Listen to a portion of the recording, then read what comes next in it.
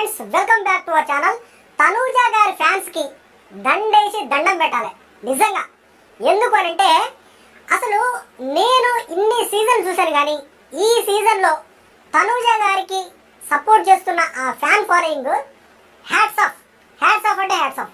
ఎందుకంటే ఆల్మోస్ట్ తనూజ గారికి బయట లోపల అన్ని విధాల ఎక్కడ చూసినా కానీ నెగిటివిటీ.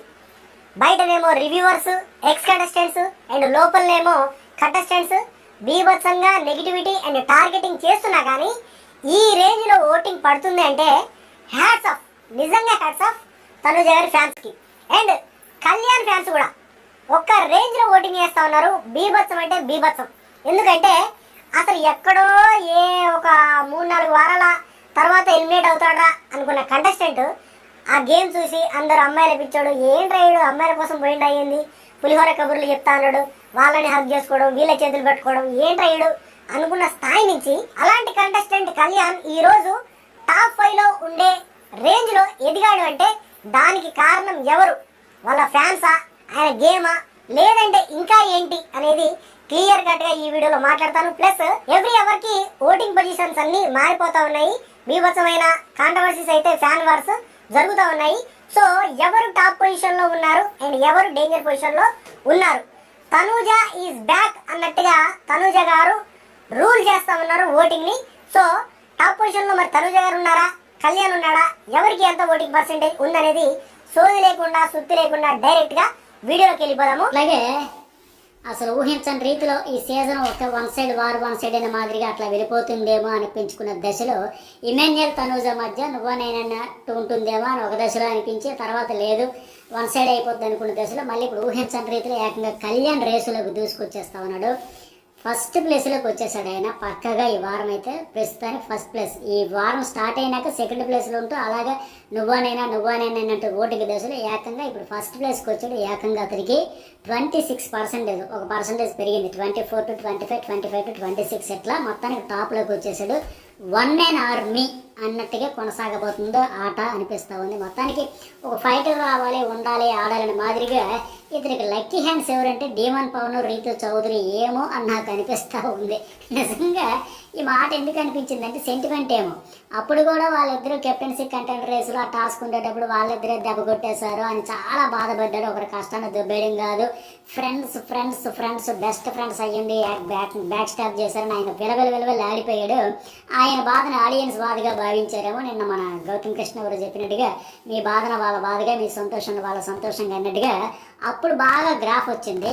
అప్పుడే అతను ఆట మొదలుపెట్టాడు. ఆ 3వ వారం వరకు ఉండే కళ్యాణ్ పక్కన పడేసి మనం సీరియస్గా ఆడాలని ఆ మిస్టేక్స్ అని సరిదిద్దుకుంటూ అప్పుడే ఆట మొదలు పెట్టేసరికి దెబ్బమని వాళ్ళకి దెబ్బ కొట్టేసరికి అల్లాడిపోయాడు. అప్పుడు వర్కౌట్ అయ్యింది, గ్రాఫ్ పెరిగింది, పాజిటివిటీ వచ్చింది. అంతవరకు నెగిటివిటీ ఉండేదంతా పోయి మళ్ళీ ఇప్పుడు నేను ఏదైతే నామినేషన్లో Reethi Chowdary versus Kalyan, demon versus Kalyan అయ్యింది, మళ్ళీ ఇప్పుడు వర్కౌట్ అయిపోయినట్టుంది. అతడు కూడా ఈ సీజన్లో పెద్ద గొడవ అని చెప్పాను కదా, ఆ గొడవకు తగ్గట్టుగా ఫుల్ ఫైర్ అయ్యి ఓపెన్ అయ్యాడు కదా. ఇది మాకు కావాలి, ఇలాంటి రెబల్ స్టార్స్ లాగా ఉండాలి, ఇట్లా రైవలరీ కొనసాగించాలి, ఈ ఫైర్ కావాలి, ఆడియన్స్ కోరుకునే ఆ కరువు ఆ కసి తీరిపోయిందేమో అనిపించింది. అట్లా ఎక్స్పెక్ట్ చేసే ఆడియన్స్కి అందరికీ అక్కడ కొద్దిగా అమ్మయ్య వాళ్ళ ఒక మంచి ప్రోమో పడింది, మంచి ఎపిసోడ్ పడింది, మంచి లైవ్ పడింది, కనెక్ట్ అయినట్టు ఉన్నారు. సో మొత్తానికి ఇది సెంటిమెంటా, వాళ్ళ లక్కీ హ్యాండ్సా ఏమనిపించింది కామెంట్ పెట్టండి. గ్రాఫ్ కూడా అందుకే పెరిగిందేమో. అసలు ఒక దశలో పోటీ కూడా లేకుండా ఎట్లా ఈ సీజన్ అయిపోద్దామో అనుకున్న దశ నుంచి అయితే నాకు ఎప్పటికీ డౌటే ఇంకా ఇది ఎట్లా కొనసాగించుకుంటాడా.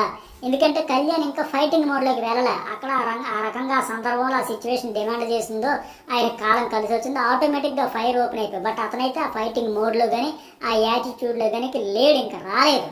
బయట మాత్రం బాగానే ఉంది, ఊహించని రీతిలో సపోర్ట్ వస్తుంది. మరి ఎంతవరకు నిలబెట్టుకుంటాడో చెడగొట్టుకుంటాడో పూర్తిగా అతని చేతుల్లోనే ఉంది. కాకపోతే వాళ్ళ నాన్నగారు మనం చెప్పినట్టుగా ఆయన పుట్టి పెరిగిన ప్రాంతం ఆ ఉత్తరాంధ్ర బేస్ నుంచి చేసుకుని ఇంకా చాలా ఈక్వేషన్స్ పనిచేస్తామని బాగా సపోర్ట్ అయితే వస్తుంది. ఎందుకంటే అతడి ఫ్యామిలీ బ్యాక్గ్రౌండ్, పూర్ బ్యాక్గ్రౌండ్ కావచ్చు, చాలామంది కరెక్ట్ అవుతారు కదా, ఒక పేదోడు అయితే తప్పే ఉంది అనేది ఒకటి. At the same time luck ఏంటంటే ప్రొఫెషనల్ బ్యాక్గ్రౌండ్ కూడా. ఆర్మీ నుంచి వచ్చిన వాళ్ళు ఎప్పుడు ఉండరు కదా, తక్కువ కదా. ఆ ప్రొఫెషన్ అంటే మన అందరికీ ఒక రెస్పెక్ట్ ఉంటుంది. మిస్టేక్స్ అంటారు, అందరూ చేస్తారు.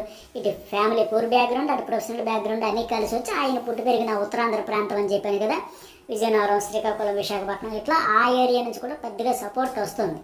అయితే పోటీ అయితే వచ్చింది, తనుజ వర్సెస్ కళ్యాణ్ అనే మాదిరిగా వచ్చింది. అసలు పోటీయే లేకపోతే కిక్కేం వస్తుంది, కాకపోతే చూడాలి ఎట్లా ఉంటుందో ఏంటనేది. ఇక సరే, రెండో ప్లేస్లోకి వచ్చింది తనుజ. విచిత్రం ఏంటంటే ఈ సీజన్లో తనుజ ఓటింగ్లోకి వచ్చిన తర్వాత ఎంతవరకు ఆవిడ ఎప్పుడైనా వచ్చిందంటే ఆవిడదే ఫస్ట్ ప్లేస్ పక్కా, నో డౌట్. ఈ వారంలో కూడా, ఈ సీజన్లోనే కదా, ఈ వారంలో కూడా ఈ 3 రోజులు ఒక లెక్క ఉంటుంది. బట్ ఫస్ట్ టైం ఆవిడ సెకండ్ పొజిషన్ ఓటింగ్లో వచ్చిన తర్వాత వచ్చింది. ఎట్లా 25% ఉంది, 1% తగ్గింది, పెద్ద డిఫరెన్స్ లేదు. కానీ 1% కూడా మిరాకిల్ లాగే ఉంది నాకైతే, ఎందుకంటే ఊహించని రీతిలో వచ్చిన ఓటింగ్ ఇది. అయితే ఆవిడ కంటెంట్ కూడా కొద్దిగా ఎట్లా అంటే లాస్ట్ వీక్ దివ్యతో ఫైటింగ్ అయ్యింది, ఏడిచింది. ఆ తర్వాత మొన్న ఫ్యామిలీ వీక్ హరిత వాళ్ళు వచ్చినప్పుడు ఏడిచింది. ఆ తర్వాత ఏడుపు తగ్గించింది. తను ఆడుతుంది. నిన్న ప్రేరణతో కూడా మంచిగానే టాస్క్ ఆడింది. నువ్వు టఫ్ కంటెస్టెంట్ కనుక అప్పుడు నీ టాస్క్లు చూశాను కనుక నీతో ఆడాలని ఉందని కన్విన్స్ చేసుకొని ఆవిడతో తలపడి బాగా ఒక దశలో ఆ పైకి ఇక్క బాల్స్ తీసేటప్పుడు ఆ పూల్ దగ్గర ఇలా బ్యాక్ తూగితే పడిపోద్దాం అనిపించాం. అది పెట్టేటప్పుడు కూడా బిగ్ బాస్ కూడా హెల్మెట్లు పెట్టుకోవడం, లేకపోతే ఇంకా ఈ మోకాళ్ళకి ప్యాడ్స్ పెట్టుకోవడం, ఇట్లా ఏమైనా చెప్పుకుంటుంటే బాగుండేది క్రికెటర్స్ కట్టుకున్నట్టుగా అట్లా. బట్ ఎనీవే పడుతుందేమో అనుకున్నాం, తప్పింది లక్కీగా. ఎనీవే ఎఫర్ట్స్ అయితే పెట్టింది, జస్ట్ దురదృష్టం అనుకోవాలి, ఇలా దగ్గరికి ఎడ్జ్లోకి వెళ్ళిపోయింది. ఎఫర్ట్స్ అయితే చూస్తారు కదా. ఇప్పుడు ఆవిడ ప్రేరణ గెలిచినా ఓడిపోయినా పెద్ద కాదు, బట్ ఈవిడ గెలిచి ఉంటే గేమ్ చేంజ్ చేయండి, ఆవిడ కాన్ఫిడెన్స్ వచ్చేది. అందుకే చాలా బాధపడింది. ఆవిడ ఫ్యాన్స్ అయితే ఆవిడకు ఉన్నారు కనుక సెకండ్ ప్లేస్లో ఆవిడ ఉంది. ఇక మూడో ప్లేస్లో ఇమాన్యుయల్ ఉన్నాడు. 14%, అదే 14% ఓటింగ్ ఉంది. టాప్ 3లో ఉంటాడు పక్క. కాకపోతే ఆయన బ్యాడ్ లక్ ఏంటంటే ఆయన ఉండే క్యాలిబర్కి కానీ, ఆయన పొటెన్షియల్కి కానీ, ఆయన టాస్క్లు ఆడే విధానానికి కానీ, ఆయన ఇచ్చినంత ఎంటర్టైన్మెంట్కి కానీ ఎవ్రీడే మనం నవ్వామంటే ఇమాన్యుయల్ వల్ల. జోకో, ఫన్నో, ఫ్లట్ ఏదో ఒకటి. ఒంటి చేత్తో భుజాల మీద నడిపించాడు. విన్నర్ మెటీరియల్ అనుకునే స్థాయి నుంచి ఈరోజు ఏంటంటే టాప్ 3లో ఉంటాడు. సూట్ కేసుతో సరిపెట్టుకుంటాడేమో అనే పరిస్థితి వచ్చేసింది. ఖచ్చితంగా చెప్పాలంటే గ్రాఫ్ అయితే బాగా తేడా వచ్చింది. ఎందుకంటే దురదృష్టం ఏంటంటే నన్ను మానస రాగాల నామినేషన్లకు రారాబాయి అని చెప్పినట్టుగా ఆ నామినేషన్ వచ్చి ఉంటే ఆర్గ్యుమెంట్స్ చేసి ఉండేవాడు, తాడైపోయినట్టు ఉండేది. అది రాకపోవడం వల్ల నేను చూడండి కళ్యాణ్కి ఏమంటున్నాడు. కళ్యాణ్ అంటే రీతి ఏంద్రే మీరు గొంతు ఎండిపోద్ది నాకైతే, మీరు ఎట్లా అరుస్తున్నారు బాబు, నీ మొహం అంత ఎర్రగైపోయింది, ఆ అమ్మాయి కళ్ళు ఎంత పెద్దవి అయిపోయి ఓ ఓ ఓ అంటుంటే నా వల్ల కాదు అంతలా అరవడం అన్నాడు. ఆ అరుపుల వల్ల చూసారా కళ్యాణ్కి ఎక్కడికో పోయింది గ్రాఫ్. అంటే అరిస్తా పోతుందంటే అరుపులు కాదు, అక్కడ సిచ్యువేషన్, ఆ రైవల్రీ, ఆ ఫైటింగ్ నా ఉద్దేశం అది. అయితే గట్టిగా అరిచిన వాళ్ళకి వస్తుందని కాదు, అక్కడ ఎమోషన్ అనేది. సుమన్ శెట్టి వాళ్ళందరూ కళ్యాణ్ 5 రోజుల నుంచి బాధపడుతున్నాడు, ఆ బాధ అంతా ఇక్కడ బయట పెట్టాడని చెప్పాడు చూడండి అట్లా. సో మొత్తానికి ఈ ముగ్గురు, తనూజ, కళ్యాణ్, ఇమాన్యుయల్ ముగ్గురు 100% సేఫ్. మిగతా 5గురు ఎట్లా అంటే కేవలం 6 నుంచి 8% మధ్యనే వాళ్ళ 5గురు కూడా ఉన్నారు. సో ఏ వికెట్ అయినా డౌన్ అన్నట్టుగా ఉంది పరిస్థితి. అయితే ఇందులో ఎవరు కెప్టెన్ అవుతారు, ఎవరు డౌన్ అయితే ఎలా గేమ్ చేంజ్ అవుతుంది, ఎట్లాంటి రికార్డ్ అనేది ఈ వీడియోకి ఇంతవరకు లైక్ చేయకపోతే ఫస్ట్ లైక్ కొట్టేసేయండి. నేను స్టార్టింగ్ అడుగుదాం అనుకుని మర్చిపోతుంటే మీరు లైక్ కొట్టేసేయండి. అట్లాగే కామెంట్ కూడా పెట్టండి ఎవరు మీ దృష్టిలో టాప్ 5 అనేది కూడా. సరే, ఇక భరణి గారు అయితే 4th ప్లేస్లో ఉన్నాడు. ఆయన కూడా 8% ఉంది. వచ్చిన అందరూ చెప్పాను కదా, సోహేల్, సంజన, రీతుని సపోర్ట్ చేస్తే గెలిపిస్తే, శోభా శెట్టి ఏమో దివ్యకి సపోర్ట్ చేసింది. అట్లాగే ప్రిన్స్ ఎవరి ఎమ్మెన్యేకి సపోర్ట్ చేసి గెలిపించాడు. కళ్యాణ్ డేమోని గెలుచుకున్నారు. మొత్తానికి వీళ్ళందరికీ లక్ కలిసి వచ్చింది. భరణి ఫస్ట్ రౌండ్లో ఆడకుండా లాస్ట్ కుంటుంటే వాళ్ళందరూ ఖచ్చితంగా అతను కూడా సపోర్ట్ చేసి గెలిపించేసేవారు. అతను ఒక్కడే అవ్వలేదని ఒక వెళుతుండడం వల్ల ఖచ్చితంగా సానుభూతి అయితే వస్తుంది. ప్రస్తుతానికి 8%. మరి సేఫ్ జోన్ అంటే చెప్పలేము, రిస్క్ అయితే ఉంది. ఎందుకంటే ఈ 5గురికి మధ్య ఉన్న డిఫరెన్స్ కేవలం 6 నుంచి 8%. అన్అఫీషియల్ ఎట్లా ఉందంటే అఫీషియల్లో 1-6% అటు ఇటు కావచ్చు. ఇక 5th ప్లేస్లో అయితే సంజన ఉంది, ఆవిడకు ఒక 7% ఉంది. మరి నేను కనబడట్లేదు, నేనేంటో చూపిస్తాను. మళ్ళీ ఆట మొదలుపెట్టింది. భరణి తాలూకు నేను మధ్యాహ్నం నేను చెప్పే కదా, అట్లాగే మెడికల్ ట్యాబ్లెట్స్ అవన్నీ దాచిపెట్టడం.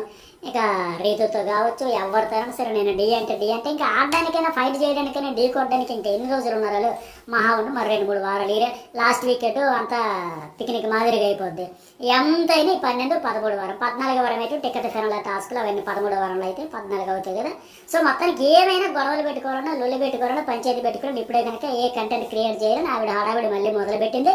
ప్రస్తుతానికి 7%. ఇవిడు కూడా రిస్క్లో ఉంది భారడే. అండ్ వీళ్ళు 5గురు ఉన్నారండి రిస్క్లో. అట్లాగే డీమోన్ డబుల్ ఎలిమినేషన్ అయితే 5గురు ఏ ఇద్దరైనా వెళ్ళిపోవచ్చు, అలా ఉంది పరిస్థితి. డీమోన్కి అదృష్టం ఏంటంటే ఇక్కడ నేను చూసాను కదా, మానస్ అలాంటి టాస్క్లు ఆడాలి చూస్తే ఫస్ట్ గుర్తొచ్చే పేరు. అలాగే ఇమాన్యుయల్ కూడా. అయితే టికెట్ టు ఫినాలే కూడా ఇలాంటి కంటెస్ట్ ఉంటుంటేనే మజా వస్తుంది. ఎందుకంటే ఫిజికల్గా గట్టిగా ఇచ్చిపడేసే టాస్క్లు ఉంటాయి. ప్రస్తుతానికి 7%. ఇతడు పర్వాలేదు అన్నట్టు ఉన్నాడు. మరి సంజన ఇతడు నువ్వు నేను అన్నట్టు 7%తో ఉంటే వీళ్ళ మీద భరణ ఉంటే, ఇక బాటంలో సుమన్ ఉన్నాడు కంప్లీట్గా 6%, ఆయనకంటే పైన జస్ట్ దివ్య ఉంది.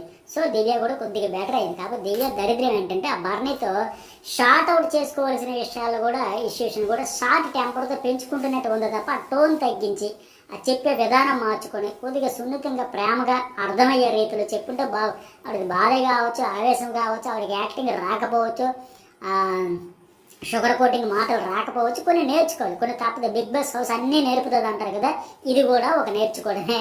ఎట్లా మాట్లాడాలి, నొప్పించక నొవ్వక తప్పించక తిరిగేవాడు ధన్యుడు సుమత అన్నట్టుగా కొద్దిగా మాట విధానం స్మూత్గా వచ్చి ఉంటే బాగుండేది.